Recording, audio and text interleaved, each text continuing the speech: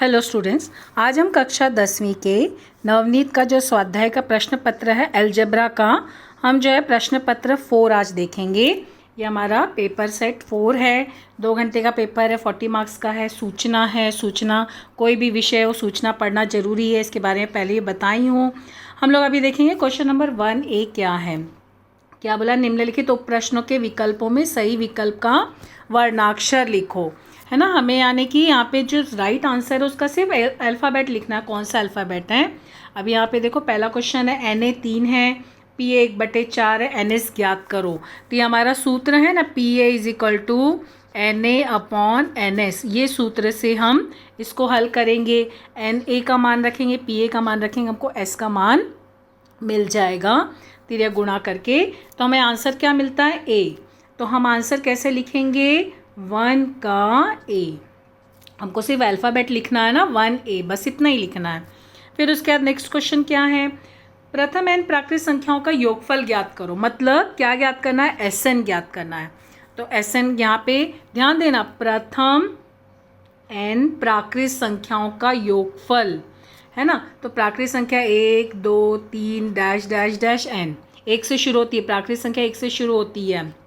A हमारा 1 है, D भी हमारा T2 - T1 1 है, तो A भी 1 है। तो हमारा सूत्र क्या है यहाँ पर, Sn = या तो तुम जो है T1 और Tn का सूत्र से भी लिख सकते हो, T1 + Tn।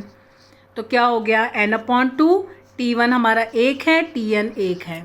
तो ये हमारा आंसर हुआ। तो कौन सा आया, देखो बी वाला पार्ट, ठीक है। या तो तुम दूसरा सूत्र से भी कर सकते हो, ए और डी के सूत्र से, या ये सूत्र से भी कर सकते हो, क्योंकि हमको यहाँ पे शॉर्टकट अपनाना है। यहाँ पे हमको सिर्फ आंसर लिखना है, सॉल्यूशन नहीं दिखाना है। तो हम आंसर कैसे लिखेंगे, सेकंड का बी, ठीक है। थर्ड क्वेश्चन, यदि वर्ग समीकरण 3x² - kx + k = 0 का मूल वास्तविक और समान हो तो k का मान ज्ञात करो। वास्तविक और समान मतलब डेल्टा बराबर 0, मतलब b² - 4ac = 0। तो यहाँ पे b है, a है, c है, मान रखोगे और मान रखने के बाद पक्षांतर करोगे तो k का मान तुम्हें क्या मिलता है, यहाँ पे 0 या 12, 2 आंसर मिलते हैं। तो क्योंकि k² बराबर आएगा तो k² आएगा, तो प्लस माइनस मतलब जो 2 आंसर्स मिलेंगे तो तुम्हारा क्या आएगा यहाँ पर, 0 या 12। तो लेकिन हमको आंसर क्या लिखना है, थर्ड का डी, हमको सिर्फ इतना ही लिखना है। नेक्स्ट क्वेश्चन क्या है, क्रैमर की पद्धति से समीकरण को हल करने के लिए dx का मान निकालो। तो देखो dx बोला है, तो dx का मान हमारा सूत्र क्या है वो ध्यान रखना, C1/C2 और B1/B2 मान रखोगे इसमें से, और मान रख के निश्चयक मान निकालोगे। तो हमारा आंसर क्या आता है, 26। तो हम क्या लिखेंगे, फोर्थ का सी, बस केवल इतना ही आंसर लिखेंगे। कैलकुलेशन लास्ट पेज पे, जब भी आंसर पेपर मिलता है ना, लास्ट पेज पे सॉल्व करना और यहाँ पे आंसर लिखना। नेक्स्ट क्वेश्चन नंबर फर्स्ट का बी, क्या बोला है, अंकगणितीय श्रृंखला दिया है 7 1 -5 -11 का सामान्य अंतर डी ज्ञात करो। मतलब केवल डी ज्ञात करना है, चूँकि हमको पता है अंकगणितीय श्रृंखला दिया हुआ है, तो इसका मतलब T1 हमारा 7 है, T2 1 है। तो अंकगणितीय श्रृंखला दिया मतलब डायरेक्ट D = T2 - T1 का सूत्र लगाओगे, 1 - 7 यानी -6, तो सामान्य अंतर क्या मिला हमको, -6 मिला। नेक्स्ट क्वेश्चन, 2 सिक्के उछाले गए, नमूना अवकाश तथा नमूना घटकों की संख्या लिखो। देखो 2 सिक्के उछाले गए, तो नमूना अवकाश क्या हुआ, S क्या हुआ, 2 सिक्के है ना, head head, head tail, tail head, tail tail, ये हो गया हमारा S। NS कितना आया, NS = 4, हो गया आंसर, ठीक है। तुम लोग को सिखाई हूँ ना, 2 सिक्के उछाले तो कैसे लिखोगे, यहाँ पे इधर जो है हेड, 2 बार हेड, 2 बार टेल, फिर हेड टेल हेड टेल, हो गया आंसर। लेकिन इसको ऐसे नहीं लिखना, इसको तुम लोग धनु कोष्टक में लिखना, कॉमा डाल के, ठीक है। तो ये हो गया हमारा 2 सिक्के का। 3 सिक्के का भी बता चुकी हूँ। अब यहाँ दिया है 5x + 4y = 13, 4x + 5y = 14, x - y ज्ञात करो। देखो यहाँ पर जो x का गुणांक है वो यहाँ पे अगले समीकरण के y के गुणांक में है, और जो यहाँ y का गुणांक है वो अगले समीकरण में x के गुणांक है। तो इस तरह का अगर समीकरण आया तो क्या करोगे, डायरेक्ट एक बार समीकरण को जोड़ोगे, एक बार समीकरण को घटाओगे। तो जोड़ने पर देखो सब प्लस प्लस, यानी जोड़ने पर x + y मिलेगा और घटाने पर x - y मिलेगा। तो डायरेक्ट हम क्या करेंगे, समीकरण को घटा देंगे। ये हमारा समीकरण 1 है, ये हमारा समीकरण 2 है। समीकरण 1 और 2 को घटाने पर क्या मिला? घटाने पर देखो चिन्ह बदलता है ना, तो ये हमारा चिन्ह बदला तो 5 में से 1 घटा x मिला। यहाँ पे देखो 5 और 4 जो है, 5 में से 4 घटा x मिला, 5 में से 4 घटा y मिला। लेकिन ये बड़ी संख्या माइनस है, इसके लिए यहाँ माइनस आया, और यहाँ पे भी बड़ी संख्या माइनस है, इसके लिए यहाँ माइनस आया। तो यहाँ पर क्या मिला हमको answer? x minus y is equal to -1।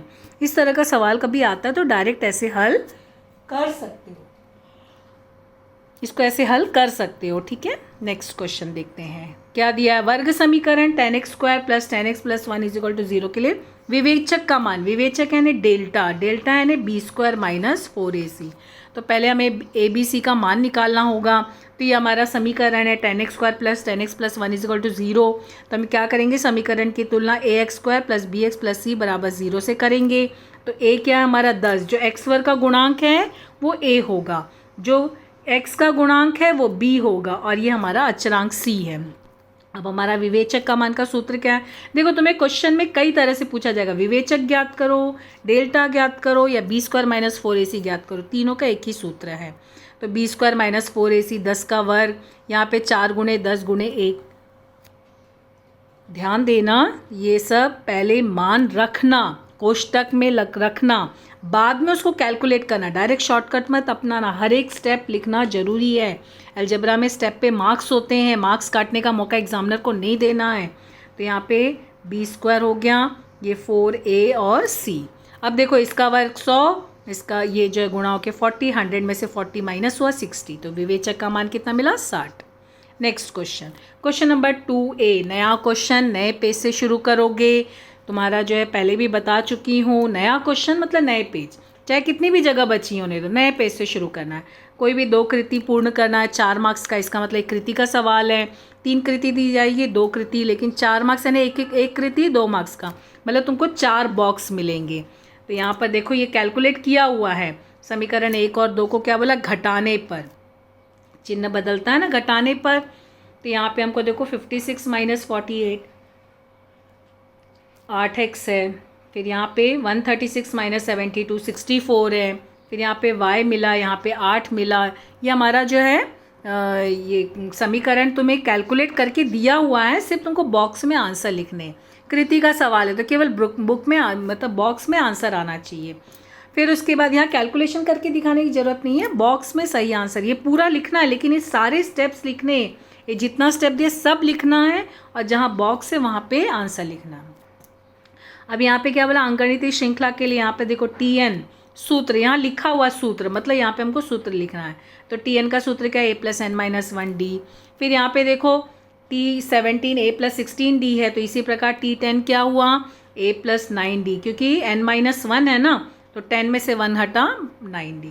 तो ये हमारा 2 बॉक्स हो गया। तीसरा बॉक्स यहाँ पे क्या बोला है? समीकरण 1 और 2 से, यहाँ पे क्या बोला है? समीकरण 1 और 2 से, तो a + 9d + 7 is equal to, यहाँ पे क्या है? a + 16d, क्योंकि T17 बोला है ना, क्या बोला? T17वां पद 10वें पद से 7 अधिक है, तो ये 10वें पद से 7 अधिक 17वां पद, तो ये आया। बॉक्स में आना चाहिए, यहाँ पे देखो D बाहर आ गया है, बॉक्स में आना चाहिए, और हल करना है। तो जब इसको हल करेंगे तो यहाँ पर हल करने पर जो है क्या मान मिलता है वो लिखना है। तो D का मान 1 आता है। ये सब पक्षांतर करोगे ना, देखो कैसे हल करोगे, ये तुम्हें कैलकुलेशन लास्ट पेज पे करना, यहाँ पे हल करके दिखाओगे तो भी चलेगा। तो यहाँ पर देखो हमें क्या मिला है? a + 9d + 7 is equal to a + 16d। तो देखो a और a कट गया, और फिर यहाँ पे 16d जो है ये 9 वहाँ चला गया, तो क्या हो गया? 16d - 9d। ठीक है, तो 16 में से 9 घटा कितना आया? 7d, 7d बराबर 7। तो d का मान कितना आया? 1 आया ना, 7/7, क्योंकि भाग दिए ना यहाँ पर, तो 7/7 1 हो गया। ये हो गया हमारा दूसरा कृति। तीसरा कृति देखो क्या बोला है? हल तो 2 ही करना है, 3 कृति दी जाएगी लेकिन 2 ही हल करना है। एक पासे के 6 पृष्ठभाग निम्न प्रकार से हैं। देखो एक पासा है, उसमें जो पृष्ठभाग है उसमें A B C D E A ऐसे लिखा हुआ है। वैसे तो मोस्टली पासे में 1 2 3 4 5 6 लिखा रहता है, लेकिन यहाँ पे जो पासा इसमें ये लिखा हुआ है क्या बोले, एक पासा एक बार उछालने पर पृष्ठभाग पर सी अक्षर आने की संभावना ज्ञात करो। लेकिन पहले हमें नमूना अवकाश एस लिखना है, तो एस में हमें क्या लिखना है, A B C D E ए। ध्यान देना, समुच्चय नहीं है कि हम ए को रिपीट नहीं करना है, यहाँ पर ये सारे देना, या ए रिपीट है तो भी हमको रिपीट वाला लिखना। और एक चीज़ ध्यान देना, लिखने के बाद ये बॉक्स में आना चाहिए, ध्यान देना। तो एन एस कितना हुआ, 6 हो गया। पृष्ठभाग पर सी अक्षर आने की संभावना यहाँ पे एन ए कितना हुआ, 1 हुआ। तो पी ए कितना हुआ, 1/6। देखो क्वेश्चन बहुत आसान रहते हैं, ध्यान से हल करोगे ना, समझोगे तो बहुत अच्छे से समझ में आ जाता है। निम्नलिखित में से क्या बोला, कोई भी 4 उप प्रश्न को हल करो, 8 मार्क्स का है। ठीक है, 2B है। अभी देखो क्वेश्चन नंबर 2B है, तो ये नया क्वेश्चन नहीं, क्वेश्चन नंबर 2A जहाँ कंप्लीट हुआ, अगर वहाँ पे जगह है तो वहीं से शुरू कर सकते हो, नहीं है तो अगले पेज से शुरू करना। निश्चयक मान ज्ञात करना, निश्चयक मान जानते हो ना, इसको इससे गुणा करोगे, इसको इससे, और दोनों को घटाओगे। तब यहाँ पे हमें देखो क्या लिखा, ये 2 को गुणा के किसे, -1/2 से, और फिर यहाँ पर ये, और ये इससे गुणा हुआ 3 गुणे 1 बार, और बीच में माइनस का चिन्ह। तो जब भी माइनस का चिन्ह आया, सब कोष्टक में लिखना, बाद में हल करना। तो ये 2 और ये 2 कट गया, -1, और यहाँ पे -3/2। फिर इसको कैलकुलेट करोगे, क्या हो जाएगा, -2 -3/2 कितना आया, -5/2। ये आंसर आया। ठीक है, नेक्स्ट क्वेश्चन, निम्नलिखित वर्ग समीकरण ax² + bx + c = 0 के स्वरूप में लिखकर ABC का मान ज्ञात करो। मतलब इस स्वरूप में पहले समीकरण को लिखना है और फिर उसमें से ABC का मान ज्ञात करना है। तो हम क्या करेंगे, पहले पक्षांतर करेंगे ना, ये जो 2y तो पहले से यही है, फिर ये y² को यहाँ लाए तो माइनस प्लस हो गया, 10 को यहाँ लाए तो माइनस हो गया, पक्षांतर किया गया। अब देखो ये हमारा उस रूप में आ गया ना, ax² + bx + c = 0, इस रूप में आ गया। अब a क्या है, जो y वर्ग का गुणांक है वो a है, जो y का गुणांक है वो b है, और जो अचरांक है वो c है। चिन्ह के साथ लिखना, ठीक है, चिन्ह के साथ ही लिखना, चरांक नहीं लिखना, सिर्फ संख्या लिखी जाती है लेकिन चिन्ह के साथ। तो हमारा समीकरण क्या हुआ, y² + 2y - 10 = 0, और a 1 है, b 2 है, c -10 है। क्वेश्चन में यही पूछा था ना। नेक्स्ट क्वेश्चन, किसी अंकगणितीय श्रृंखला के लिए प्रथम पद -5 और छठवां पद 45, यानी पहला पद -5 है और छठवां यानी T6, यानी तुमको T1 -5 दिया है, T6 45 दिया, ये दिया। क्या ज्ञात करना है, S6 ज्ञात करना है, S6 ज्ञात करना है।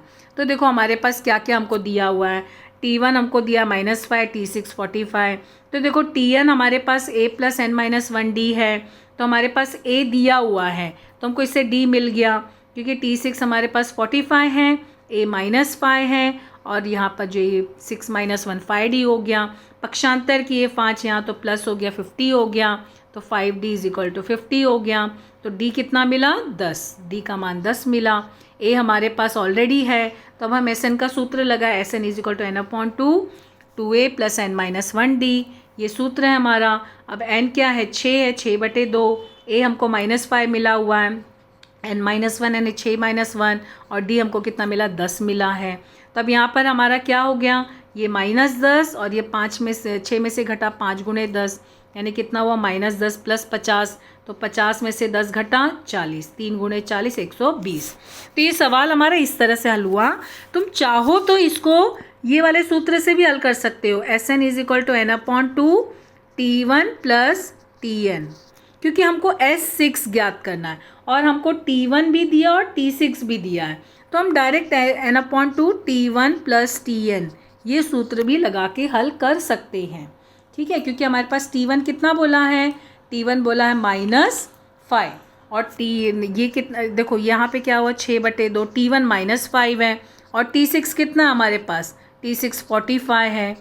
ठीक है, ये 3 हो गया, और यहाँ पे क्या हुआ, 45 में से 5 घटा 40, 3 × 40 देखो 120, है ना, आ गया ना हमारा आंसर। ये सूत्र से भी हल कर सकते हो, और लेकिन ध्यान देना ये सूत्र हमेशा नहीं लगता है, अगर Tn दिया हुआ है तो ही लगता है, हमेशा ये सूत्र का यूज़, पर इस सूत्र का यूज़ हम लोग हमेशा कर सकते हैं। तो दोनों में से कोई भी सूत्र से हल कर लेना सवाल को। नेक्स्ट क्वेश्चन, किसी बक्से में 5 लाल 8 नीली 3 हरी गेंद कलम रखी हैं, यादृच्छिक पद्धति से निकाली गई कलम जो है वो नीली रंग की है, तो इस घटना की संभावना ज्ञात करो। अब देखो हमारे पास बक्से में लाल, नीली और हरी कलम है, तो क्या करेंगे, लाल कलम को रेड, क्योंकि रेड है ना इसके लिए आर से दर्शाएंगे, नीला यानी ब्लू हुआ इसके लिए ब्लू कलम को बी से, हरा यानी ग्रीन तो ग्रीन कलम को जी से दर्शाते हैं। तो हमारा नमूना अवकाश क्या बोला, क्योंकि लाल कलम कितनी बोली है उसमें, 1 2 3 4 5, 5 लाल कलम बोली है ना, तो इसके लिए 5, R1 R2 R3 R4 R5। और नीली कलम कितनी बोली, 8, इसके लिए B1 B2 B3 B4 B5 B6 B7 B8, 8 बोला है ना। और हरी कलम कितनी रखी है, 3, तो G1 G2 G3। ठीक है, ये हमने लिख लिया, ये हमारा नमूना अवकाश हो गया। तो पहले हमें बताना, हाँ ये लाल कलम को किससे दर्शा रहे हो, नीली को किससे और हरी को किससे दर्शा रहे हो बता देना, और फिर नमूना अवकाश लिखिए, नमूना घटकों की संख्या कितनी है यहाँ पर देखो, ये 5 और 8 और 3 है ना, टोटल कितना हुआ 16। तो यहाँ पे हमारा ये 16 हो गया, 8 और 3 11, 11 और 5 16, तो नमूना अवकाश घटकों की संख्या। लेकिन हमें क्या ज्ञात करना है, हमें यहाँ पर अभी क्या क्या बोला है, संभावता ज्ञात करनी है कि जो कलम है वो नीले रंग की हो। अभी नीले रंग की कलम क्या है, या मतलब क्या बोला, घटनाएं क्या है, नीले रंग की कलम जो है निकाली गई। तो ए हमारा क्या हुआ, B1 B2 B3 B4 B5 B6 B7 B8, 8 नीली कलम थी ना इसके लिए 8, तो Na कितना आया 8। Pa कितना हुआ, Na/NS, ये हमारा सूत्र है। तो क्या हो गया यहाँ पे 8/16, यानी कि Pa बराबर 1/2। तो संभावता क्या हुआ, नीले कलम आने की संभावता 1/2 है। संभावता को कभी कभी शब्द प्रायिकता करके भी दिया जाता है। नेक्स्ट क्वेश्चन क्या बोला है, समीकरण हल करो, x² + 8x + 15 = 0।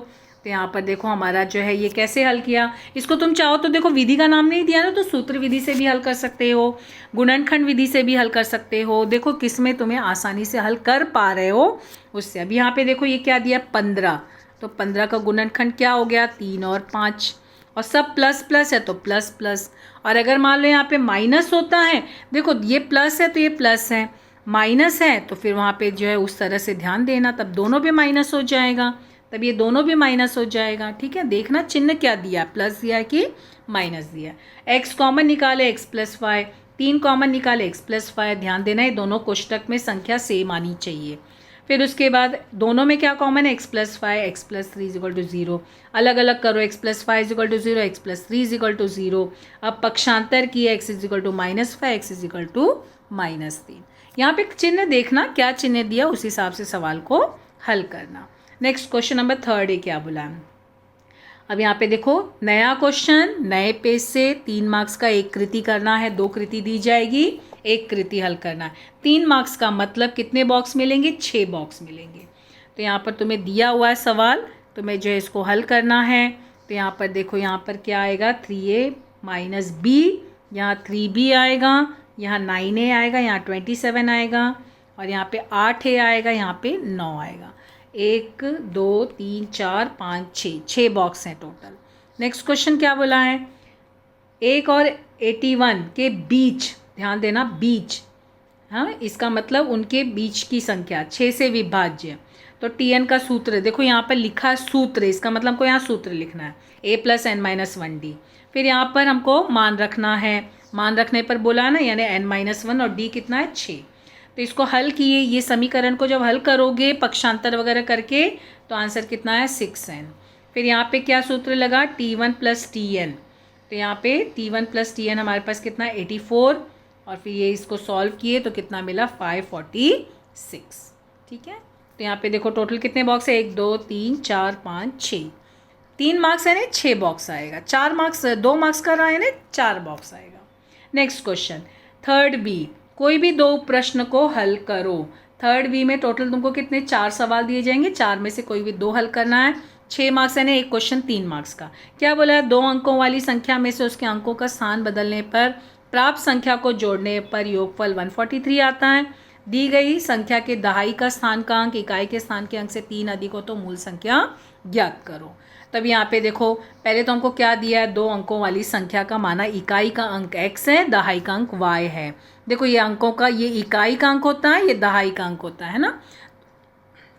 तो संख्या क्या होती मालूम है, जो दहाई का अंक होता है उसको 10 से गुणा करके उसमें इकाई का अंक जोड़ते हैं। जैसे मान लो तुम्हारी संख्या 13, 2 अंकों वाली संख्या है, तो एक यानी दहाई का अंक है ना, तो एक को 10 से गुणा किया और उसमें 3 जोड़े, तो देखो 10 + 3 13 हुआ ना। तो ऐसे यहाँ पे मूल संख्या कैसे मिली, 10y + x। ध्यान देना, तुम लोग दहाई के अंक को जो लोगे उसको 10 से गुणा करना। कोई कोई स्टूडेंट्स क्या करते हैं, दहाई को x लिए, इकाई को y लिए, तब ये समीकरण अलग हो जाएगा ना। इसके लिए ध्यान देना कि किसको x ले रहे हो, किसको y ले रहे हो, जो भी लो तुम लोग ले सकते हो, लेकिन जब संख्या प्राप्त करना तो दहाई के अंक को 10 से गुणा करना और उसमें इकाई का अंक जोड़ देना। ठीक है, तो तुम लोग क्या लियो पहले देख लेना। यहाँ पर दहाई का अंक y लिया है, इसके लिए 10 को y को 10 से गुणा करके x जोड़ा गया। फिर क्या बोला, अंकों के स्थान परिवर्तन, यानी क्या हुआ कि अब जो है इकाई का अंक जो है वो y हो गया, दहाई का अंक x हो गया, चेंज हो गया। तो अब दहाई का अंक x हो गया, मतलब क्या हुआ, अब कौन सी संख्या मिली हमको, 10x + y, क्योंकि x यहाँ आ गया, y यहाँ चला गया, स्थान परिवर्तन हो गया। जैसे मान लो यहाँ पर संख्या 25 थी, ठीक है, तो ये इकाई है और ये दहाई है। अब क्या हुआ, अंकों का स्थान परिवर्तन हुआ, मतलब 52, ये 5 यहाँ चला गया, जो 5 है हमारा वो यहाँ चला गया, 2 यहाँ आ गया। इसका मतलब क्या हुआ, ये 52 हो गया ना। तो वही चीज़ यहाँ पे बोला है। तो यानी कि अब क्या हुआ, x को 10 से गुणा किया और उसमें y जोड़ दी, ये अंकों के स्थान परिवर्तन से हमको ये संख्या मिली। अभी हमको कथन क्या बोला था कि जो अंकों का मतलब 2 अंकों वाली संख्या और अंकों के स्थान परिवर्तन से प्राप्त संख्या का योगफल यानी +143 है। तो ये हमारा जो है मूल संख्या थी, ये स्थान परिवर्तन से प्राप्त संख्या, इनको जोड़ने पर 143 मिला।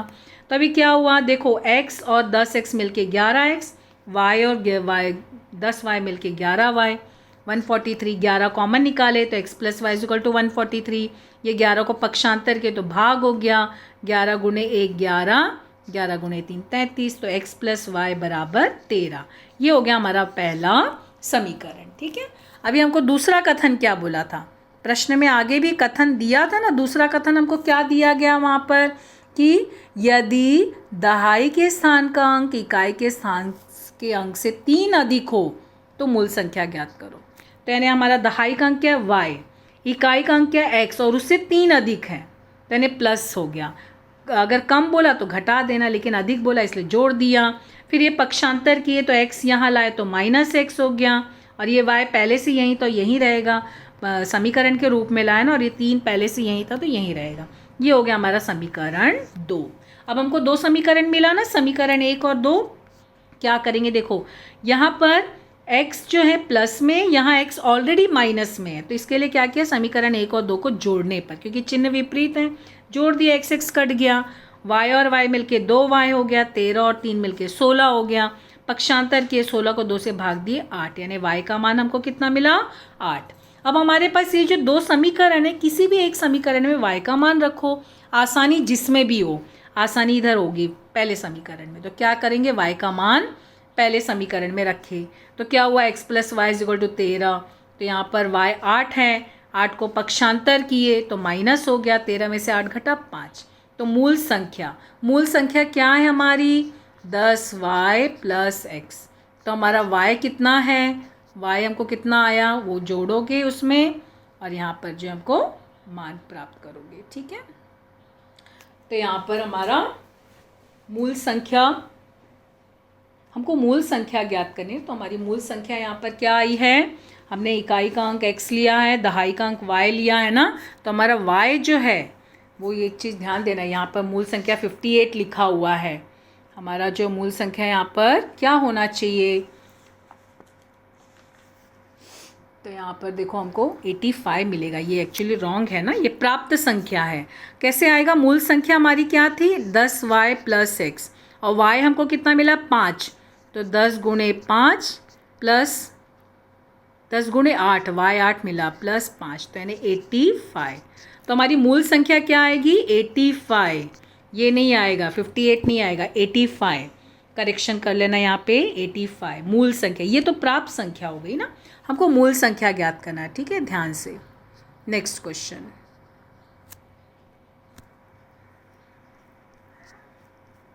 तो यहाँ पर हमारा क्या दिया है, नेक्स्ट क्वेश्चन, 540 रुपये कुछ छात्रों के बीच में समान रूप से वितरित किए गए। मतलब 540 रुपये हैं और कुछ छात्र हैं, स्टूडेंट्स हैं, उनके बीच में समान रूप यानी सबको इक्वल रुपीज़ दिया गया है। यदि 30 से अधिक छात्र होते, 30 और अधिक छात्र होते तो प्रत्येक छात्र को 3 रुपये कम मिलते। तो छात्रों की संख्या ज्ञात करो। तब छात्र कितने होंगे वो बोला गया है। तो यहाँ पर इसको हमें हल करना है। तो हम पहले क्या करेंगे, कितने छात्र हैं पहले हम वो ज्ञात करेंगे। ठीक है, तब यहाँ पे देखो हमारा क्या बोला है पहले कि जो 540 रुपये वो x छात्रों में वितरित किया गया। ठीक है, तो प्रत्येक छात्र को प्राप्त कितना हुआ, क्योंकि सबको इक्वल बांटा है ना, तो 540 को x से भाग दे दिया, x छात्र थे ना। तो पहला कथन क्या बोला कि अगर 30 छात्र और अधिक होते, 30 छात्र बढ़ जाते, तब वो क्या हो जाएगा 540 बटे x प्लस 30, क्योंकि x प्लस 30 छात्र हो गए ना। पहले कैसे x छात्र थे तो 540 बटे x था, अब 30 छात्र बढ़ गए तो x प्लस 30 हो गया। तो यानी क्या बोला है कि जब अगर 30 छात्र बढ़ जाते हैं तो क्या होगा, प्रत्येक छात्र को 3 रुपये कम मिलते हैं। यानी जो हर एक छात्र होगा अगर ये बढ़ गए ना तो प्रत्येक छात्र को 3 रुपये कम मिलेंगे। तो ये हमको दिया हुआ है। ठीक है, तब ये समीकरण हमारा बना उसके अनुसार, प्रश्न के कथन के अनुसार। 540 कॉमन निकाल लिए, ये 1/x और ये ऐसे हुआ तो इसको पक्षांतर किए, x प्लस 3 30 माइनस, मतलब यहाँ पे तिरे गुणा करके हल किए ना इसको, तो x plus 30 minus x upon x into x plus 30। ये 540 ऐसे ही रहेगा। फिर उसके बाद यहाँ पे क्या किया गया है, ये देखो x कट गया, 30 बटे ये मिला। अब इसको हमारा जो है यहाँ पर ये जो है इसको यहाँ पर लेके चले गए और ये यहाँ लेके आ गए, पक्षांतर हुआ तो x स्क्वायर प्लस 30x इधर हो गया और यहाँ पे 540 और ये इंटू 30 और ये 3 यहाँ के भाग हो गया, तो 3 गुणे 10 मिला। तो यहाँ पर हमको गुणा करने पर कितना मिला, अब यहाँ पर देखो हमें क्या मिला, x square plus 30x is equal to 5400। अब यहाँ पर ध्यान देना, इसको पक्षांतर किए तो माइनस 5400 हो गया। 5400 का गुणनखंड निकालो, तुम चाहो तो सूत्र विधि से भी इसको हल कर सकते हो या फिर गुणनखंड जो तुम आसानी से हल कर पाओ। तो क्या हो गया ना, 54 यानी 9 इंटू 6 54 होता है, तो 90 और 60 ले लिया हमने। ठीक है, तो यहाँ पे देखो प्लस का चिन्ह है ना, तो यहाँ पे प्लस, जब भी अगर यहाँ प्लस का चिन्ह है तो बड़ी संख्या में प्लस, छोटी संख्या में माइनस। ठीक है, तो यहाँ पे ध्यान देना इस तरह से। तो यहाँ पे क्या हो गया, प्लस 90 माइनस 60। अब यहाँ पे दोनों में क्या कॉमन है, x कॉमन है तो x प्लस 90, यहाँ 60 कॉमन है तो x plus 90 is equal to 0, तो x plus 90 x minus 60 is equal to 0 मिला। सेपरेट किए, x plus 90 is equal to 0, x minus 60 is equal to 0। पक्षांतर किए तो 90 यहाँ के माइनस हो गया, ये यहाँ के प्लस हो गया। तो देखो अभी हमको एक आंसर माइनस मिला, एक आंसर प्लस मिला, लेकिन छात्रों की संख्या ज्ञात करनी है। तो छात्रों की संख्या ऋणात्मक नहीं हो सकती, इसके लिए x is not equal to minus 90, तो ये नहीं होगा। तो हमारा आंसर क्या आएगा 60। तो कितने छात्र हुए, 60 छात्र हुए। ठीक है, तो छात्रों की कुल संख्या 60। क्वेश्चन में देखना तुम्हें क्या होता है, कभी विद्यार्थी नाम लिखा रहता है, कभी छात्र लिखा रहता है। तो क्या लिखा है कथन में वही शब्द का यूज़ करना। फिलहाल यहाँ क्वेश्चन में छात्र लिखा है तो छात्र शब्द यूज़ किया गया है। नेक्स्ट क्वेश्चन देखते हैं क्या बोला है। 0 1 2 3 4 अंकों की सहायता से 2 अंकों वाली संख्या बनाई गई। ध्यान देना, यदि अंकों की पुनरावृत्ति की जा सकती है तो निम्नलिखित घटनाओं की संभावना ज्ञात करो। देखो अक्सर क्वेश्चन आता है ना, अंकों की पुनरावृत्ति नहीं करो, लेकिन यहाँ पे पुनरावृत्ति कर सकते हैं ना, रिपीट हो सकता है। जैसे यहाँ पे 1 को लिए 0 के साथ तो 10 बना, फिर 1 को 1 के साथ लिए 11, तो देखो यहाँ अंकों की पुनरावृत्ति हो रही है, तो ये बोला है ले सकते हैं, तो ये लेना है। फिर 2 के साथ, 1 को 2 के साथ किए तो 12, 1 को 3 के साथ किए तो 13, 4 के साथ किए तो 14, ये संख्या बन गई। ऐसे 2 के साथ बनाओगे, 3 के साथ बनाओगे, 4 के साथ बनाओगे, तो इस तरह से पहले नमूना अवकाश बनाएंगे ना। अब यहाँ पे हमको बोला है ना कि अंकों की पुनरावृत्ति कर सकते हैं, इसके लिए हमको ये मिला संख्या। तो टोटल कितनी संख्या मिली, देखो 10 1 के साथ बनाया तो 10 11 12 13 14, 2 के साथ बनाया तो 20 21 22 23 24, 3 के साथ बनाया तो 30 31 32 33 34, 4 के साथ तो 40 41 42 43 44, ये बन गया हमारा नमूना अवकाश। टोटल कितनी संख्या मिली, NS 20 हो गया। अभी क्वेश्चन में क्या बोला है, पहला कि वो जो दो अंकों की संख्या अभाज्य संख्या है। मतलब जो दो अंक आएंगे वो जो संख्या होगी वो क्या होगी, अभाज्य संख्या, मतलब जिसका भाग किसी से नहीं जाता है। तो क्या क्या हुआ, 11, 13, 23, 31, 41, 43, ये हो गया अभाज्य संख्या। तो एन ए कितना हुआ, 6। अभी घटना ए है ना, घटना ए है, इसके लिए एन ए लिखे तो पी ए क्या हो गया, एन ए बटे एन एस, एन ए 6/20। तो यहाँ पे 2 से कट हुआ 3/10, तो हमको पी ए कितना मिला, 3/10। तो इसकी संभावना 10 मिली। फिर इसी में और भी पूछा है ना, क्या पूछा है कि वह संख्या 4 की गुणज है। तो माना घटना बी बराबर संख्या 4 की गुणज है, तो बी क्या हो जाएगा, मतलब जो 4 से, लेकिन ध्यान देना जो हमको नमूना अवकाश में दिया ना उसी में से लेना है। 4 का गुणज यानी 4 के गुणज की संख्या नहीं लेना हमको। अभी जो नमूना अवकाश हम प्राप्त किए हैं उसमें से, तो 12, 20, 24, 32, 40, 44। तो यहाँ पे भी एन बी भी हमको 6 मिला, तो पी बी कितना हो गया, ध्यान देना अभी पी घटना बी है, इसके लिए यहाँ बी, तो यहाँ पे भी बी हो जाएगा और ये एन एस बटे में रहेगा। तो कितना मिला, 6/20 यानी 3/10। तो हमको क्या मिला, पी बी बराबर 3/10। फिर आगे और भी पूछा है, क्या बोला, वो संख्या 11 की गुणज हो। 11 की गुणज यानी जिसका 11 की गुणज होनी चाहिए। तो 11, 22, 33, 44 ये हुआ। तो एन सी घटना सी है ना, इसके लिए तो पी सी कितना हो जाएगा, देखो जो घटना है वो यहाँ लिखना और वो यहाँ, ये घटना यहाँ लिखना। तो 4/20 यानी 1/5। तो हमको पी सी कितना मिला, 1/5। ठीक है।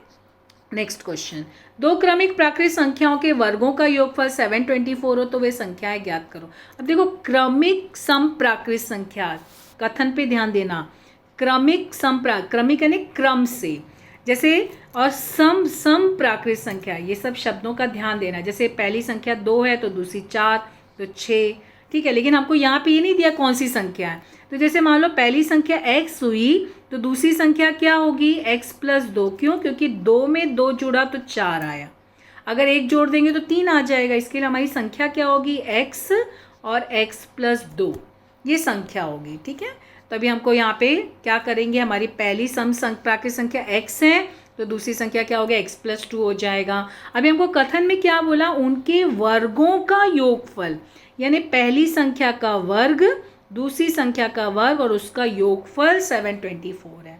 ये ध्यान देना, कथन कभी भी ध्यान से क्या दिया है वो ध्यान में रख के कथन बनाना। कथन सही हो गया, कैलकुलेशन सही हो गया तो आंसर भी सही हो जाएगा। चलो अभी इसका x वर्ग हो गया, इसको सूत्र से a वर्ग a+b² का सूत्र है ना, a वर्ग + 2ab+b², ये उससे लिखे x² + 4x + 4। अभी हम पक्षांतर करेंगे, यहाँ पे x वर्ग जुड़ के जो है क्या हो गया, 2x वर्ग हो गया, 4 को यहाँ ले गए तो माइनस हो गया, तो 2x वर्ग + 4x = 720 हो गया। अब देखो यहाँ पर ये संख्या थोड़ी बड़ी दिख रही है ना, तो क्या किया, 2 से भाग दे दिए, तो x वर्ग + 2x = 360 हो गया। पक्षांतर किए, वर्ग समीकरण के रूप में ले आए, तो हमको x वर्ग + 2x - 360, ये हमारा वर्ग समीकरण हुआ। अब ये जो समीकरण है, चूँकि तुमको विधि का नाम नहीं दिया है, तो सूत्र विधि या गुणनखंड विधि दोनों में से कोई भी विधि से हल कर सकते हो, जो तुम्हें आसानी से हल कर पाओ। से सूत्र विधि आसान है, उसमें सूत्र में सब बराबर से मान रखोगे, मिल जाएगा आंसर। लेकिन अगर गुणनखंड विधि आ रही तो उससे लिख सकते हो।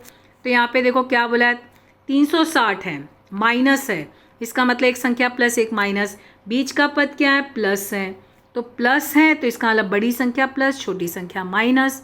तो क्या मिला, देखो 20 × 18 360 होता है और 20 में से 18 घटा दिए तो 2 आता है, और यहाँ प्लस, इसके लिए बड़ी संख्या प्लस, छोटी संख्या माइनस। समझ गए। तो यहाँ पे x² + 20x - 18x, मध्य पद का खंड किया ना हमने।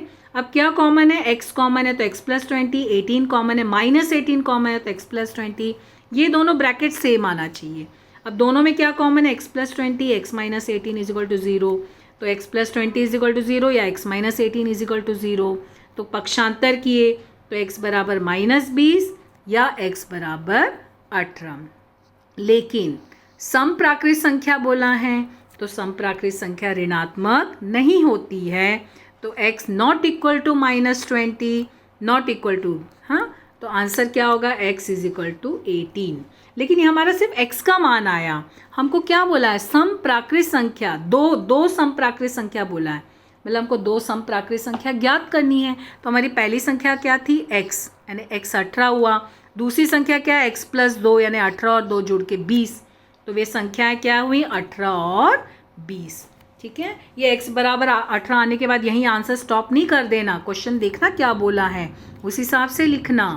नेक्स्ट क्वेश्चन, क्वेश्चन नंबर 4, नया क्वेश्चन, नए पेज से, 8 मार्क्स का क्वेश्चन। कोई भी 2 प्रश्न हल करना है, 3 दिया जाएगा, 3 में से 2 हल करना है। ठीक है, 4 मार्क्स का एक क्वेश्चन रहेगा। क्वेश्चन क्या बोला है, किसी कार्य को पूरा करने के लिए अनिल को सुनील की अपेक्षा 5 दिन अधिक लगते हैं। 4 दिन में एक साथ काम करने के बाद अनिल ने काम छोड़ दिया, शेष कार्य सुनील ने 5 दिन में पूरा किया। तो उस कार्य को अकेले पूरा करने के लिए प्रत्येक को कितने दिन लगते हैं। एक्चुअली ये जो क्वेश्चन है ना, ये क्वेश्चन में जो है करेक्शन है। ये यहाँ पे क्या आएगा, ये जहाँ पर ये अनिल है यहाँ सुनील आएगा, और इसमें यहाँ केवल पहले कथन में तो यहाँ पर आएगा किसी कार्य को पूरा करने के लिए सुनील को अनिल की अपेक्षा 5 दिन अधिक लगते, ऐसे क्वेश्चन होगा। ठीक है, ये ध्यान देना, ये करेक्शन कर लेना, तभी आंसर आएगा। तब यहाँ पे हम क्या करेंगे, पहले कोई एक काम को करने के लिए अनिल को माना x दिन लगा, और वही काम पूरा करने के लिए माना सुनील को x + 5 लगा। क्यों, क्योंकि क्या बोला, सुनील को अनिल से अपेक्षा 5 दिन अधिक लगे। इसके लिए यहाँ पर अनिल को x है तो सुनील को x + 5 दिन लगे एक काम करने के लिए। तो अभी एक दिन में अनिल ने कितना कार्य किया, एक काम वो x दिन में कर रहा है, x दिन में कर रहा है, मतलब एक दिन में क्या होगा, 1/x आ जाएगा, है ना।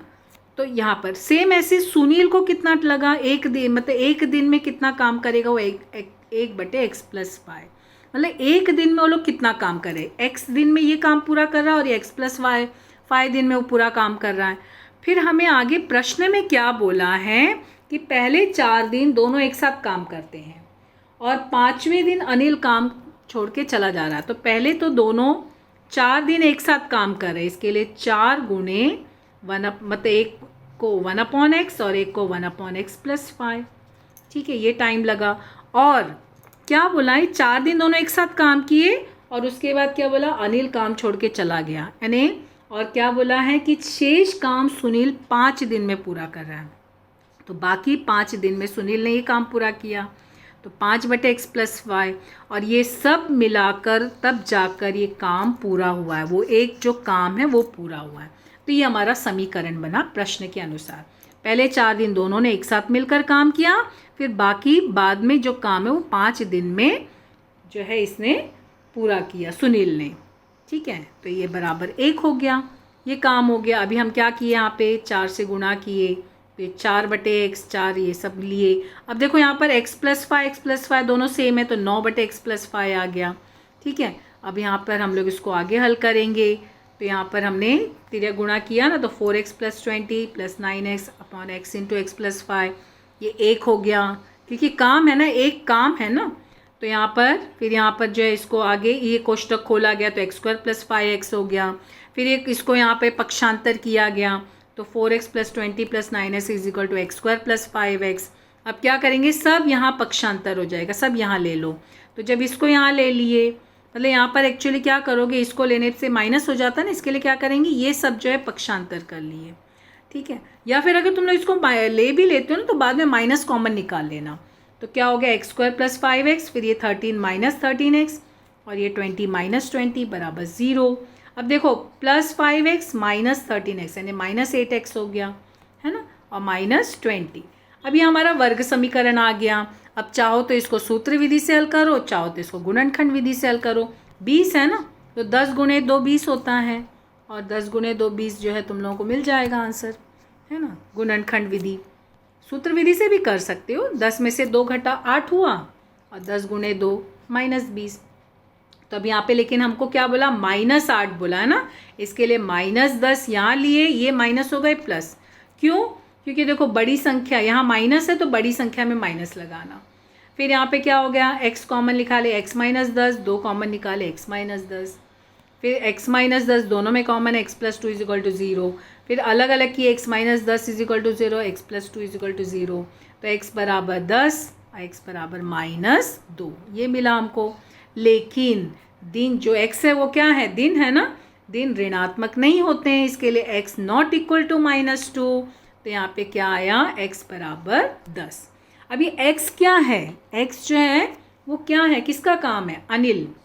अनिल को काम करने के लिए क्या बोला है, प्रत्येक को कितने दिन लगेंगे, तो अनिल ने x दिन में काम पूरा किया, यानी अनिल का काम x दिन 10 दिन का है, और सुनील ने काम x + 5 दिन किया, यानी 10 + 5 यानी 15 दिन में काम किया। तो अनिल ने 10 दिन में और सुनील ने 15 दिन में काम पूरा किया। तो यहाँ पे ये क्वेश्चन का ध्यान देना, ठीक है। यहाँ पे क्वेश्चन का करेक्शन कर लेना।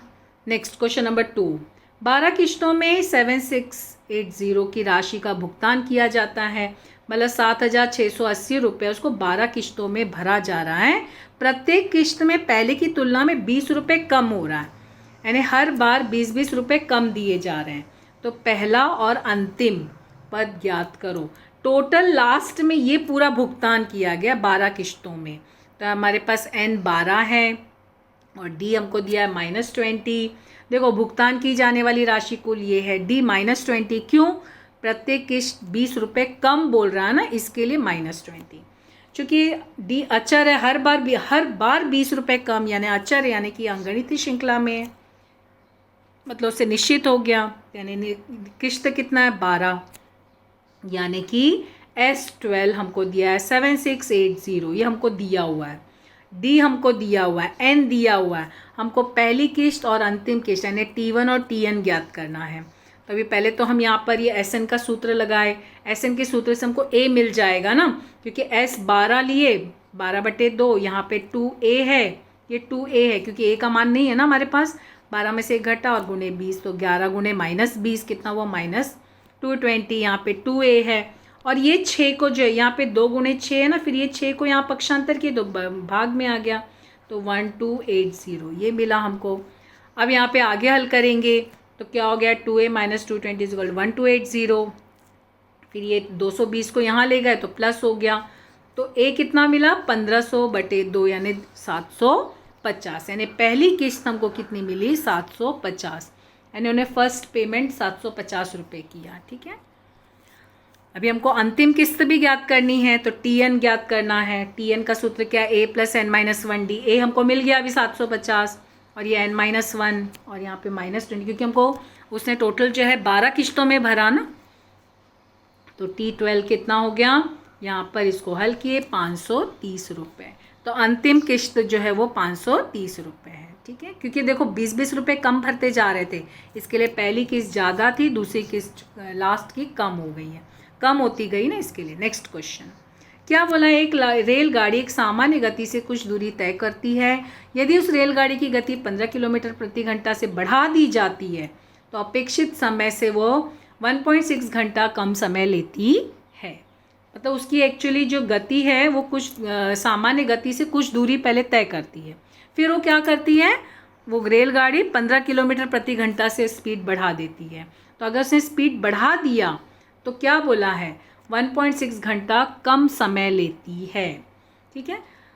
कुछ दूरी सामान्य गति से चलने के बाद स्पीड बढ़ा रही है, क्वेश्चन पे ध्यान देना। हाँ, फिर क्या बोला, दूसरा कथन, यदि उस रेलगाड़ी की गति 12 किलोमीटर प्रति घंटा से कम कर दी जाए। ये पहला कथन बना, दूसरे कथन में कम हो रहा है तो वो अपेक्षित समय से 2 घंटा अधिक लेती है। तो रेलगाड़ी की तय की गई दूरी ज्ञात करो, हमें दूरी ज्ञात करना है, लेकिन हमारे पास गति तो दिया ही नहीं है ना, हमारे पास तो समीकरण में रेलगाड़ी की गति दी नहीं है। इसके लिए हम क्या करेंगे, पहले रेलगाड़ी की गति जो है सामान्य गति है वो हम x किलोमीटर प्रति घंटा से मानते हैं, और उसने जो दूरी तय किया माना वो y घंटे में, उसने दूरी जो तय की गई उसका समय y घंटे है। तो हमें क्या ज्ञात करना, उसने कितनी दूरी तय की, हमको क्वेश्चन में यही बोला ना, उसने कितनी जो है रेलगाड़ी द्वारा तय की गई दूरी ज्ञात करो। दूरी का सूत्र क्या है, गति गुणे समय। तो गति हमने x माना है, समय y माना है, तो दूरी कितना हुआ, xy किलोमीटर। तो पहले हमें जो है x और y निकालना, तब हम दूरी निकालेंगे। क्वेश्चन में ध्यान देना, गति हमारे पास नहीं है, समय हमारे पास नहीं है, इसके लिए हमने क्या किया, गति को x माना, समय को y माना, क्योंकि हमारे पास कथन में गति और समय की ही सारी जानकारी दी। इसके लिए इसको xy माने और उससे फिर हम दूरी के सूत्र से हम इसको दूरी ज्ञात कर लेंगे। तो पहला कथन हमको क्या बोला है कि जब रेलगाड़ी की गति 15 से बढ़ा दी गई, 15 किलोमीटर प्रति घंटा से, पहले वो कुछ दूरी x से ही चल रही थी, फिर उसने बढ़ा दिया तो उसका समय y माइनस मतलब वो 1.6 घंटे कम लेती है। तो उसने दूरी तय की, तो उसने दूरी ये तय की, तो उसका अभी गति ये हो गया, समय ये हुआ। दूरी का सूत्र है ना गति गुणे समय, तो ये तुम्हारा गति गुणे समय हुआ। तो x प्लस 15 y माइनस 1.6, क्यों प्लस 15 क्यों है? क्योंकि उसने 15 किलोमीटर गति बढ़ाई और 1.6 उसने समय कम लिया, इसके लिए माइनस हो गया। कम हुआ तो माइनस, बढ़ा तो प्लस। फिर इसको हल करेंगे, कोष्टक x से एक बार इसको गुणा किए, 15 से गुणा किए, कोष्टक हल हुआ। तो हमारा समीकरण क्या मिला? -1.6x plus 15y equal to 24। लेकिन अभी पॉइंट में आंसर है ना, तो पॉइंट हटा देंगे। तो पॉइंट हटाएंगे तो क्या हो गया? अपॉन 10 हो गया। फिर इसको हल किए, यहाँ कुछ नहीं है तो यहाँ इससे गुणा हुआ, इससे गुणा हुआ, तो 16x प्लस 150y बटे 10 बराबर 24। फिर ये 10 को यहाँ पक्षांतर किए तो क्या हो गया? 16x प्लस 150y बराबर 240, क्योंकि 24 गुणे 10 240। अब यहाँ पे देखो ये सब जो है यहाँ पर तुम्हें कितना मिला? 2 से भाग दोगे, पहले तो यहाँ पर इसको 2 से भाग दे देते हैं। तो 2 से भाग दिए तो क्या हुआ? -8x plus 75y equal to 120। अब -1 से भाग दो, क्योंकि माइनस है ना तो चिन्ह चेंज हो जाएगा। 8x minus 70y is equal to -120, चिन्ह बदल गया। दूसरा कथन क्या बोला है? अब उसको क्या बोला है? उसने गति अपनी जो है 12 किलोमीटर कम कर दी, तो उसको 2 घंटे अधिक समय लगे। तो अब इसके अनुसार यहाँ पे गति गुणे जो है समय बराबर दूरी, ये सूत्र लगाए तो यहाँ पर ये मिला। तो अब x को इससे गुणा किए, -12 को इससे गुणा किए, कोष्टक हल किए, तो ये xy कट गया। क्या मिला हमको? 2x माइनस 12y माइनस 24, यानी 2x plus minus 12y is equal to 24। 2 से भाग दिए तो x माइनस 6y बराबर 12। ये हो गया हमारा समीकरण 2। हमको 2 समीकरण मिले हैं, अब हमें उसको हल करना है दोनों समीकरण को। तो हमें क्या करना है? चरांक समान करना ना, इसके लिए समीकरण 2 को 8 से गुणा किया गया। तो 8x minus 48y is equal to 96, ये समीकरण 3 मिला। अब समीकरण 1 और 3 को घटाएंगे। समीकरण 1 है, ये समीकरण 3 है। घटाने पर चिन्ह बदलता है ना, तो देखो यहाँ पर ये माइनस, ये प्लस, ये माइनस, तो ये तो दोनों कट गए। अब यहाँ देखो ये प्लस है और ये माइनस है, इसका मतलब 75 में से 48 माइनस हुआ तो कितना मिला? 27। लेकिन बड़ी संख्या माइनस है तो -27। यहाँ दोनों भी माइनस है, इसके लिए दोनों जुड़ गया। यहाँ देखो एक प्लस था एक माइनस है, इसके लिए घटा और बड़ी संख्या का चिन्ह लगा। यहाँ दोनों भी सेम चिन्ह है तो जोड़ते हैं, चिन्ह जो है वो लगाते हैं। तो 216 मिला। पक्षांतर करोगे तो यहाँ पे क्या हो जाएगा? y इज इक्वल टू -216 बटा -27, ये माइनस माइनस कट गया। 27 गुणे 8 216 होता है। तो y का मान हमको कितना मिला? 8। अब y का मान किसी भी एक समीकरण में रखो जिसमें आसानी से हल कर पाओ, तो दूसरे समीकरण में यहाँ रखा गया है। x माइनस 6 गुणे 8 बराबर 12, 6 8 48 होता है। इसको पक्षांतर किए तो यहाँ के वो प्लस हो गया, माइनस था ना, यहाँ के प्लस हो गया, तो दोनों जुड़ गए 60। तो x का मान कितना मिला? 60। ठीक है, तो ये तो हमको x का मान और y का मान मिला। x तो हमारी रेलगाड़ी की गति है, y उसका समय है, लेकिन हमको ज्ञात क्या करना है? दूरी ज्ञात करना है ना। और दूरी का सूत्र क्या है? गति गुणे समय, ये सूत्र है।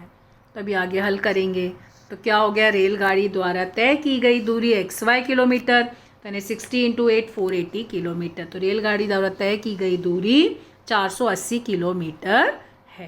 क्वेश्चन का ध्यान देना, ये सब चुनौतीपूर्ण प्रश्न था, तो इसके लिए क्वेश्चन लेकिन समझोगे ना तो समझ में आएगा। क्वेश्चन नंबर 5, कोई भी एक उप प्रश्न हल करो 3 मार्क्स का। नया क्वेश्चन नए पेज से 2 क्वेश्चन रहेगा, एक हल करना है। 3 मार्क्स का क्वेश्चन है, लेकिन ध्यान से ये सब थोड़ा जो है मुक्तोत्तरी प्रश्न रहता है, क्योंकि यहाँ पे सबके x plus y equal to 6 है ना।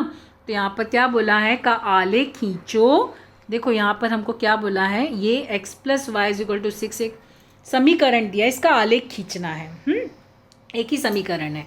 और क्या बोला? जब हम लोग आलेख खींचते हैं तो x अक्ष पे बिंदु A, y अक्ष पे बिंदु B पर प्रतिच्छेदित करता है, तब वहाँ पर रेख AB की लंबाई ज्ञात करो और त्रिभुज AOB जो बनता है उसका क्षेत्रफल ज्ञात करो। ये हमको बोला है। तो पहले तो हम समीकरण खींचेंगे, तो हमको आलेख का जो है वो बिंदु स्थापित करना है। तो कम से कम 3, अधिक से अधिक कितना भी ले सकते हो तुम लोग जो है पॉइंट्स लोगे। तो यहाँ पर हमारा x plus y equal to 6, तो क्या किए, x को पक्षांतर किए तो 6 माइनस x हो गया। x का मान 1 माने तो y कितना हो गया 5, तो 1 5 लिखे। x का मान 2 माने तो y 4 हो गया। कोई भी मान तुम लोग मान सकते हो। तो इस तरह से ये मान माना गया। ये हमारा, तो ये हमारा जो बिंदु है ना, ये बिंदु स्थापित करना आलेख पे। क्या क्या बिंदु, 1 5 2 4 3 3 0 6 6 0, कम से कम 3 पॉइंट लेना। ठीक है, अभी हम आलेख बनाए। तो आलेख में हमारा क्या हो गया, देखो मेन हमारा यहाँ तक 6 था, तो y डैश बनाए, x डैश, क्योंकि हमको ये पॉइंट्स ज़्यादा, इसके लिए यहाँ पर ज़्यादा लिया गया है। तो अभी बिंदु स्थापित किए गए 0 6 1 5 2 4 3 3, ये देखो ना, ये बिंदु स्थापित हुआ है ना। बिंदु स्थापित होने के बाद हमने क्या किया, ये आलेख खींचे। जब ये आलेख खींचते हैं तो हमें क्या बोला है, खींचने पर x अक्ष पे बिंदु A और y अक्ष पे बिंदु B पर प्रतिच्छेदित करता है। तो हमें AB, ये है ना, इसकी लंबाई ज्ञात करनी। अब देख रहे हो यहाँ पर ये जो है लंब होता है ना, ये x अक्ष और y अक्ष लंब होता है। इसका मतलब कौन सा त्रिभुज बना, AOB कौन सा त्रिभुज बना, समकोण त्रिभुज, है ना, समकोण त्रिभुज बना। तो देख रहे हो यहाँ पे ये जो लंबाई है, ये देखो यहाँ पे 6 तक है, तो ये 6 है और ये भी लंबाई 6 है। तो समकोण त्रिभुज का पहली भुजा है, दूसरी भुजा, पाइथागोरस प्रमेय से तुमको ये मिल जाएगा इसका मान। ठीक है, AB की लंबाई, और उसके बाद AB की लंबाई तो मिल गया, और इसके बाद त्रिभुज का क्षेत्रफल भी निकालना। तो त्रिभुज का क्षेत्रफल 1/2 आधार गुणे ऊंचाई, या फिर समकोण त्रिभुज का सूत्र है ना 1/2 लंब भुजाओं की गुणाओं का मतलब गुणनफल। तो यहाँ पर क्या किए, पहले हमको क्या बोला, x plus y equal to 6 का आलेख x अक्ष को बिंदु A पर और y अक्ष को बिंदु B पर प्रतिच्छेदित करता हमको दिया हुआ है। तो इसका मतलब OA की लंबाई कितनी हुई, 6 इकाई, OB की लंबाई 6 इकाई, क्योंकि हमको सेंटीमीटर मीटर कुछ भी प्रश्न में नहीं दिया, इसके लिए इकाई लिखना। और ये त्रिभुज कौन सा है, समकोण त्रिभुज है। तो पाइथागोरस प्रमेय लगाए तो क्या हो गया, AB की लंबाई बराबर, यानी कर्ण का वर्ग बराबर पहली भुजा का वर्ग प्लस दूसरी भुजा का वर्ग, पाइथागोरस प्रमेय। अभी हमारे यहाँ पे पहली भुजा भी 6, दूसरी भुजा भी 6, 6 का वर्ग 36, 36 72, 72। लेकिन AB का वर्ग है, तो AB निकालना मतलब वर्गमूल आ जाएगा। तो 72 का वर्गमूल कितना हुआ, 2 गुणे 6 गुणे 6, यानी क्या हुआ, 6 करनी में 2। लंबाई केवल बोला, इसके लिए सिर्फ यहाँ पे इकाई लिखा है। लंबाई बोला ना, इकाई, हमको मीटर सेंटीमीटर कुछ नहीं दिया, इसके लिए इकाई लिखे। मगर हमको क्षेत्रफल भी निकालने को बोला है। तो समकोण त्रिभुज का क्षेत्रफल 1/2 आधार गुणे ऊंचाई, या फिर 1/2 लंब भुजाओं का गुणनफल, दोनों लिख सकते हो। तो 1/2 6 गुणे 6, तो 6 गुणे 3 18। लेकिन ध्यान देना क्षेत्रफल है, इसके लिए 18 वर्ग इकाई, क्षेत्रफल में वर्ग इकाई लिखा जाता है। ठीक है, तो ये हो गया हमारा पहला क्वेश्चन। दूसरा क्वेश्चन क्या बोला है, एक व्यापारी ने 3000 में कुछ वस्तुएं खरीदी, 10 वस्तुओं को स्वयं के लिए रखकर शेष वस्तुओं को प्रति वस्तु 25 रुपये लाभ लेकर बेच दिया। ध्यान देना, मतलब एक व्यापारी ने क्या किया, 3000 की कुछ वस्तुएं खरीदी, है ना, 3000 में टोटल सब वस्तुएं 3000, अलग अलग वस्तुएं खरीदी 3000 में। अब यहाँ क्या बोला है, 10 वस्तु उसने स्वयं रख लिया, अपने पास रख लिया, और जो बची हुई वस्तु हैं उसको प्रति वस्तु यानी हर वस्तु पे 25 रुपये लाभ लिया और लेके उतना सब सामान बेच दिया। ठीक है, तो बेचने पर उसको जो पैसा मिला वो पैसे से क्या बोल रहा है, व्यापार से प्राप्त राशि 15 वस्तुएं और खरीद सकता है। मतलब यहाँ पे उसने जितनी वस्तुएं खरीदी उसमें और 15 वस्तुएं खरीद सकता है। तो प्रत्येक वस्तु की मूल कीमत ज्ञात करो।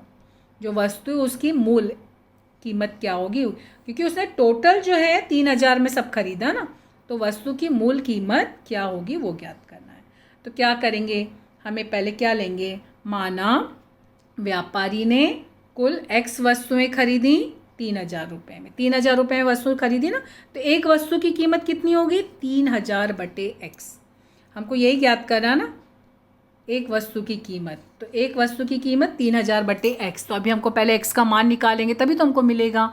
अब देखो हमको कथन में क्या बोला, व्यापारी ने 10 वस्तुएं रखकर शेष वस्तु को 25 रुपये लाभ प्रति वस्तु लेकर बेच दिया। मतलब एक वस्तु पे 25 रुपये लाभ लेकर उसे बेचा। इसका मतलब क्या हुआ, उसने तो पहले 10 वस्तुएं रख ली, कुल वस्तु x थी, x में से 10 घटा दिए, तो ये अभी वस्तु उसने बेचा। लेकिन कितने में बेचा, देखो उसके पास जो है यहाँ पर क्या बोला है, हर एक वस्तु पे 25। तो वस्तु की कीमत हमारी कितनी, 3000/1, तो 3000/1, हर एक में 25 रुपये का उसने लाभ लिया, तो ये हमारा विक्रय मूल्य हो गया। फिर हमको क्या बोला है, जब उसने लाभ लेके बेच दिया तो जो बेचने पर जो सामान मिला वो उस क्या कर सकता, उसमें जो वस्तु उसमें और 15 वस्तुएं खरीद सकता है। तो हमें प्रश्न के कथन के अनुसार हमारा समीकरण ये बना, x - 10 3000/x + 25 और x + 15, क्योंकि वस्तुएं x हैं और 15 वस्तु खरीद सकता है और उसकी कीमत कितनी 3000/x, ये समीकरण बना। अब हम कोष्टक हल करेंगे, हमारा सवाल हल होगा। तो अभी हम क्या करेंगे, इसको जो है एक बार जो है x से गुणा किए, x को एक बार इससे गुणा किए और -10 को एक बार गुणा किए। तो जब x को इससे गुणा किए तो ये समीकरण बना, x को 25 से गुणा किए तो 25x बना। फिर उसके बाद x को 10 को इससे गुणा किए तो ये समीकरण बना, 10 को 25 से गुणा किए तो ये समीकरण, और माइनस का चिन्ह है ना तो माइनस लगा। फिर अगले यहाँ पर ये कोष्टक, यहाँ राइट हैंड साइड में भी x को इससे गुणा किए तो ये समीकरण, और उसके बाद जो है 15 को इससे गुणा किए तो ये समीकरण। ठीक है, ये हमारा सब समीकरण बन गया। फिर अभी यहाँ पे देखो, देख रहे हो ये जो है दोनों हमारा सेम आ रहा है, ये घटक और ये घटक दोनों सेम है तो कट गए दोनों, देखो ये दोनों कट गए। ठीक है, अब जो जो बचा है वो लिखेंगे, क्या बचा है यहाँ पर, क्या क्या बचा हुआ है, देखो 25x ये लिख लिया। फिर यहाँ पर ये बचा हमारा 3000 × 10 यानी 30,000/x, फिर 25 × 10 -250 और बराबर ये 15 × 3000 यानी 45,000/x, ये बचा हमारा। अब हम क्या करेंगे, इसको पक्षांतर करेंगे, हल करेंगे। तभी देखो हमारे यहाँ पर ये जो है ये पक्षांतर करके यहाँ ले आए तो बराबर 0 हो गया, /x है ना, तो /x। अब यहाँ पे देखो ये दोनों /x है, दोनों भी माइनस माइनस है, तो दोनों जुड़ के -75,000, क्योंकि 44 30 75। क्यों जुड़ा, दोनों भी माइनस है, चिन्ह सेम होता है तो हम जोड़ते हैं लेकिन चिन्ह माइनस लगाएंगे। अब यहाँ पे देखो /x है ना, तो ये /x रखे, इसको इससे गुणा के 25x का वर्ग, ये ऐसे ही रहेगा, इससे गुणा के 250x/0। फिर ये x को पक्षांतर किए तो 0 से गुणा होने पर वो 0 ही मिला, यहाँ पे ये बचा। तभी देखो इसमें हम क्या करेंगे, बड़ा समीकरण है ना, इसको चाहो तो 25 से भाग दे दो, नहीं भी दोगी तो भी चलेगा, इसी से इसको लेके हल करोगे तो भी चलेगा। 25 से भाग देंगे तो समीकरण ईजी हो जाएगा, छोटा हो जाएगा। 25 से भाग दिए तो x वर्ग - 10x = 3000 मिला। अब यहाँ पे इसको हम लोग जो है किसी भी विधि, सूत्र विधि या गुणनखंड किसी से भी हल कर सकते हैं। तो 3000 है ना, 3000 का गुणनखंड क्या है, 60 और 50, 6 × 5 30 होता है और ये दोनों 0 0 30,000। ठीक है, 3000 है। हाँ, अब यहाँ पे लेकिन चिन्ह देखो, माइनस है ना, बड़ी संख्या में माइनस, तो यहाँ -60x और +50, मध्य पद का खंड हो गया। x कॉमन निकाले, x - 60, 50 कॉमन निकाले, x - 60, तो x - 60 और x + 50 = 0। फिर दोनों को सेपरेट किए तो यहाँ पे पक्षांतर किए तो x = 60 और x = -50। लेकिन देखो अभी एक प्लस में आया, एक माइनस में आया। x हमारा क्या है, वस्तु है ना, x तो हमने वस्तु माना ना, तो वस्तु ऋणात्मक नहीं होती है, इसके लिए x ≠ = -50, तो x = क्या हुआ, +60। मगर ये जो x का मान है ये हमारा वस्तु आया है, ये वस्तु है, कुल वस्तु 60 वस्तुएं हैं। हमको क्या बोला है, वस्तु की मूल कीमत ज्ञात करनी है, और वस्तु की मूल कीमत हमने क्या माना था, 3000/x स्टार्ट में माने थे ना, तो वहाँ पे हमको 3000/x आया, यानी कि x हमको 60 मिला है, तो 3000/60 तो कितना आया, 50। देखो 0 0 कट गया और 6 5 30 50, यानी कि प्रत्येक वस्तु की मूल कीमत कितनी हुई, 50 रुपये। जो प्रत्येक यानी जितना जो वस्तु लिया था, हर एक वस्तु की कीमत कितनी थी, 50 रुपये। देखो क्वेश्चन देखो कैसे ट्विस्ट करके क्वेश्चन पूछा है, लेकिन ध्यान से समीकरण बनाओगे ना तो समीकरण बनता है। कथन ध्यान से पढ़ना, 2-3 बार रीड करना, बनेगा समीकरण और फिर उसको हल करना। ठीक है, तो इस तरह से हमारा जो है अलजेब्रा का प्रश्न पत्र 4 कंप्लीट होता है। अच्छे से तैयारी करो, अच्छे से बोर्ड एग्ज़ाम का पेपर लिखो, स्टेप बाय स्टेप लिखो। एग्ज़ामिनर को मार्क्स कटने का मौका नहीं देना है। Best of luck, thank you.